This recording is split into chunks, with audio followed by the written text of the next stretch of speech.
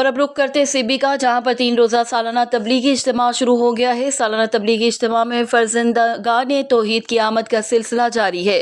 सिब्बी में 3 रोज़ा सालाना तबलीगी इज्तिमा शुरू हो गया है। तबलीगी इज्तिमा में लाखों फर्जंदगान तौहीद ने शिरकत की, जबकि लोगों की आमद का सिलसिला अभी तक जारी है। सालाना तबलीगी इज्तिमा की दुआ कल बरोज़ इतवार सुबह 7 बजे होगी।